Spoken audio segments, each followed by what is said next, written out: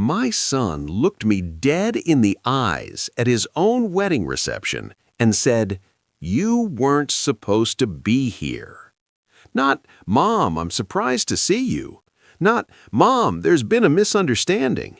He said I wasn't supposed to be there. At my own son's wedding. The boy I raised alone for 18 years. The boy I worked 2 jobs to put through college. The boy whose first steps I caught on a camcorder I bought at a pawn shop because it was all I could afford. And standing right behind him, smiling like she'd already won, was the woman who had spent 3 years trying to erase me from his life. But here's what neither of them knew that night. I had already made one phone call, just one, and that call was about to change everything. My name is Carol. I'm 53 years old, and I live in a small house in Columbus, Ohio that I paid off myself, brick by brick, sacrifice by sacrifice. I had my son, Marcus, when I was 24. His father, Derek, was charming, handsome, and completely unreliable. By the time Marcus was 3, Derek had walked out the door with a duffel bag and an excuse I've long since forgotten. He sent birthday cards sometimes. So it was just me and Marcus. And let me tell you, that boy was everything to me. Not in a smothering way. In a real way. In the way that only a mother who's done it completely alone can understand. I coached his little league team when no other parent volunteered. I stayed up until 2 in the morning helping him with science fair projects. I drove him to every college tour, every interview, every opportunity one could scrape together the gas money for. Marcus grew up to be a kind, smart, ambitious young man. He got a business degree from Ohio State, landed a good job at a finance firm in Cincinnati, and for a while, we were close. We talked on the phone every Sunday. He came home for holidays. He was still my Marcus. Then he met Vanessa. Vanessa was beautiful, polished, and calculated in a way that takes time to see. She came from money, old money, the kind that makes people believe they're entitled to certain things. Certain arrangements. And one of those arrangements, I would slowly come to realize, was that Marcus's life needed to be curated. Refined. And that meant getting rid of anything, or anyone, that didn't fit the image she was building. I didn't know any of this yet. At first, I just thought she was a little cold. A little formal. I told myself she was nervous around me. I gave her the benefit of the doubt the way mothers do when their sons are in love. I was wrong to wait so long to trust my instincts. The changes were gradual.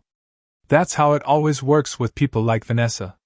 They don't flip a switch all at once. They turn it down slowly, degree by degree, until one day you realize the room has gone completely cold. The Sunday phone calls started getting shorter. Then they started getting missed. Marcus would text instead, short, distracted messages that felt like they were written by someone checking off a list. Busy week, Mom. Talk soon. Then the holidays changed. The first Thanksgiving after they got serious, Marcus told me Vanessa's family had a tradition of hosting and that it would be awkward to split the holiday. I said I understood. I ate turkey alone that year and told myself it was fine. It wasn't fine. Then came the engagement. Marcus called me, not to tell me himself, but to inform me after the fact. Vanessa had apparently wanted a private moment. I found out the same day he posted it on Instagram.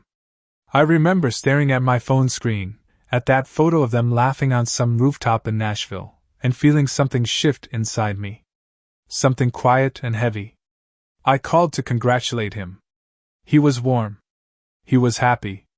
And when I asked about wedding planning, he said, "Vanessa's kind of taking the lead on everything, Mom. She has a vision." A vision. Okay.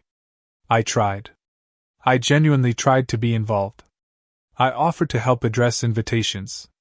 Vanessa said they were using a calligrapher. I offered to host a small engagement party. Marcus said they already had one planned with Vanessa's friends and family. I asked if I could contribute to the rehearsal dinner. Silence then. "We've got it covered, Mom." Every door gently closed. But I told myself, the wedding. At the wedding, I'd be there. Whatever tensions existed between Vanessa and me, no one removes the mother of the groom from the wedding. That's just not something people do. I was wrong about that. 2.6 weeks before the wedding, I still hadn't received my invitation in the mail. I figured it was an oversight. A mistake. So I called Marcus. He didn't answer. I called again the next day. He picked up, and the conversation that followed is one I will never forget as long as I live. "Mom," he said, and his voice had that careful, rehearsed quality, like he'd been coached on what to say. "Vanessa and I have been talking, and we've decided to keep the wedding to close family and a small group of friends. It's going to be very intimate." I said. "Marcus, I'm your mother." He said. "I know. But Vanessa feels like things have been tense between you two, and she doesn't want any stress on our wedding day. We thought it might be best if you—" He paused. "If you weren't there." I didn't say anything for a long moment. I couldn't.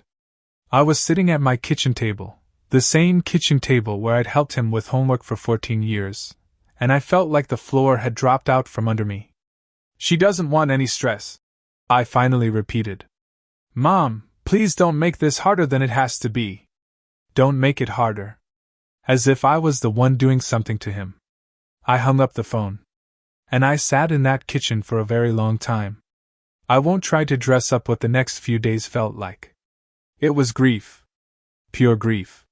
Not the grief of losing someone to death, but the particular grief of being rejected by someone you love with your whole heart.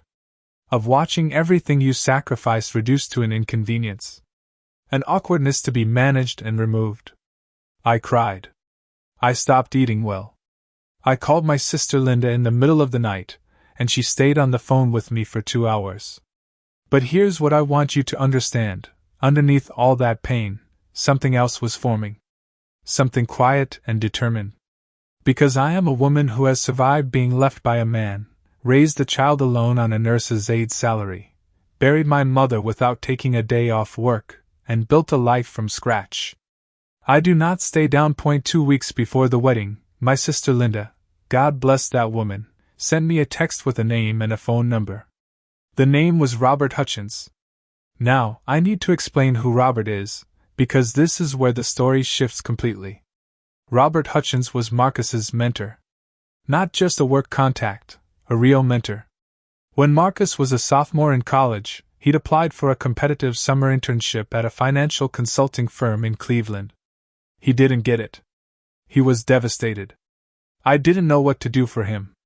A mutual family friend connected us with Robert, who was a senior partner at that same firm. Robert had started with nothing, grew up in Cleveland, worked his way up from an entry-level clerk to one of the most respected names in Midwest finance. He took one meeting with Marcus and saw something in him. He didn't just help Marcus get a second look at that internship. He mentored him for 3 years. Career advice, industry introductions, character-building conversations. He came to Marcus's college graduation. He was the man Marcus had thanked in his graduation speech before he thanked me. And here's what Vanessa apparently didn't know, or didn't think mattered. Robert was also the lead investor and silent board member of the company where Vanessa's father was CEO. Not a junior investor. The lead investor. My sister Linda had done her homework. I sat with that information for several days. I want to be clear about something. I did not call Robert to destroy anyone. I called him because I needed someone who knew Marcus, who cared about him, who existed outside of Vanessa's carefully constructed world, to know what was happening. To be present. Robert answered on the second ring. I told him everything. And when I finished, the line was quiet for a moment. Then he said, "Carol, you raised that boy. I'll be there." He didn't explain what he meant. He just said it. The wedding was held at a beautiful vineyard outside Cincinnati on a Saturday in September. I know this because Linda had gotten the details from a mutual acquaintance. I didn't have an invitation. I wasn't on the guest list. I wasn't supposed to exist that day, as far as Vanessa was concerned. I wore a dusty rose dress that my sister told me I looked beautiful in. I did my hair. I drove 2 hours. And I walked in. Now, before you picture some dramatic scene where I stormed the altar, let me tell you what actually happened, because the truth is better than any scene I could have staged. The reception was already in progress when I arrived. I walked in quietly. A few people looked up. And then I saw Marcus across the room. He went pale. He crossed the room in about 10 seconds and took my arm, not gently, and pulled me toward the hallway. Vanessa was right behind him, her jaw tight, her smile already hardening into something else. That's when Marcus said it. "You weren't supposed to be here."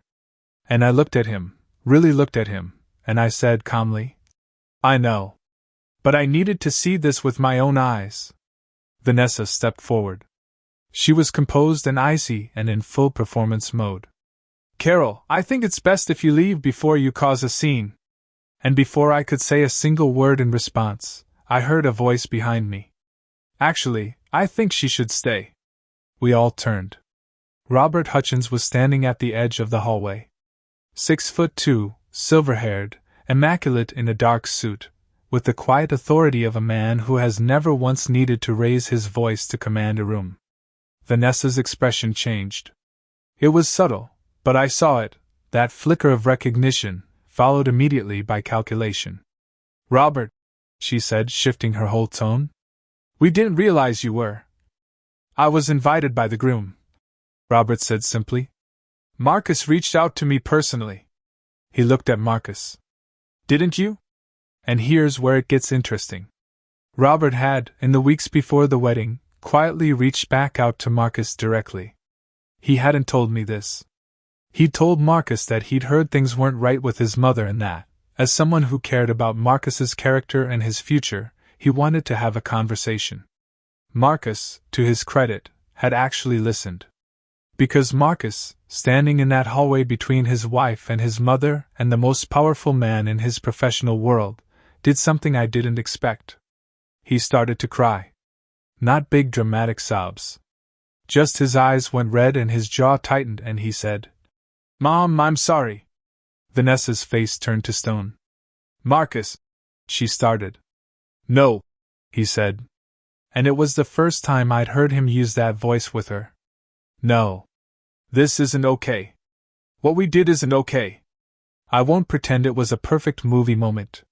It was messy. Vanessa was furious.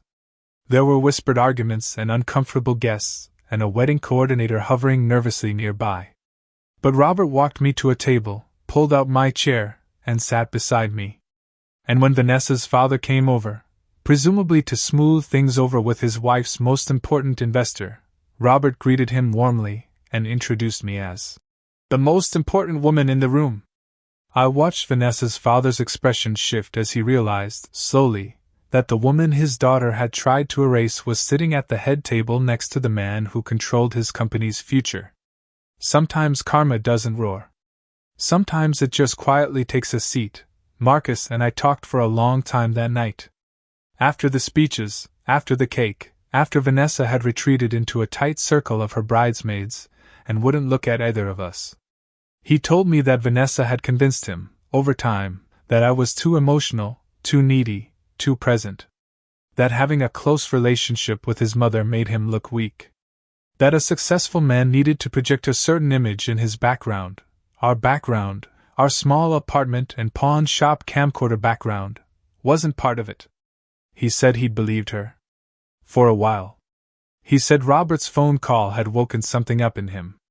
That hearing, from a man he deeply respected, that walking away from your mother is not strength but shame, it had cracked something open. I'm not going to tell you that our relationship was magically repaired that night. It wasn't. There were months of difficult conversations ahead. The marriage, with its foundations already cracking, would face its own tests in time. But I will tell you this. The following Mother's Day, Marcus drove to Columbus alone. He sat at that same kitchen table and I made him the same meal I'd made him every birthday since he was 7, roast chicken, mashed potatoes, and cornbread from scratch. And he sat across from me and said, "I don't know how you did it, Mom. All of it. I don't know how you did it alone." I told him the truth. I did it because you were worth it. You were always worth it. I just needed you to believe that too. Here's what I want to leave you with, if you've made it this far. Some people will spend enormous amounts of energy trying to rewrite your story, trying to minimize you, trying to make you invisible so their version of the world can fit together neatly. Don't let them. Not because revenge is sweet, though sometimes, yes, watching karma do its work is deeply satisfying. But because your presence, your history, your love is not a liability to be managed. It is the foundation that everything else is built on. I raised a son who almost forgot that. But he remembered. And the woman who tried to erase me? She's still in that marriage, navigating a husband who learned, maybe too late, maybe just in time, that character matters more than image. And me? I'm at my kitchen table. The one I've always been at. Still here. Still here. If this story moved you, hit that like button and subscribe. Drop a comment below. I read every single one. And if you know someone who's been made to feel invisible by the people they love most, share this with them. They need to know they're not alone. See you next time.